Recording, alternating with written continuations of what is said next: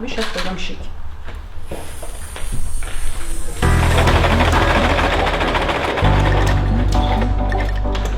Какой первый шоперляка был? Белый вот этот белый.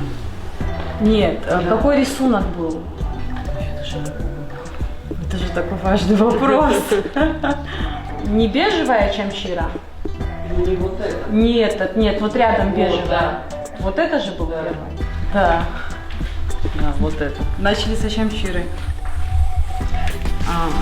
Ну, здесь не написано, что это чамчира, но все, кто заезжает в город, понимают это место. Ну и написано «Апсны» и «Страна души». Как это, бестселлер? Да. Сухум. Покажи вот этот сухум, который маленький. Ну, аква, где написано, на большом шопере, дальше. Ну, так как мы рассчитывали на туристов, ну, в принципе, если там человек приезжает, он хочет себе как сувенир то место, откуда, ну, где он отдыхал, так скажем. И, ну, такие вот прям узнаваемые места. В Сухуми таких немало, в принципе. В Ачамчире не так много.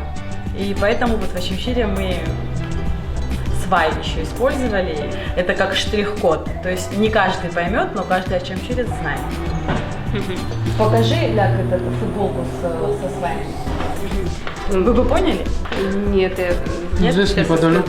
Ну да, это вот наши сваи в Ачамчире на набережной. Ну да, кто не знает, не поймет, и как секрет.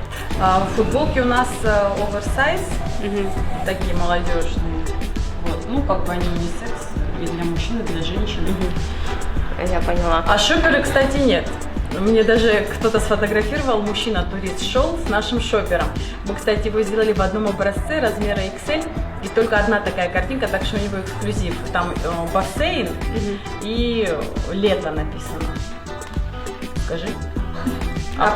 Кстати, таким образом я сама вот учу абхазский.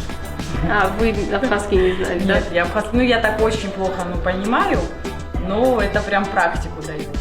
Ну и мне кажется, это прикольно, что вот прям нарисованы перчики и снизу апорпыл, ну, как бы прям вот запоминается, как для детей.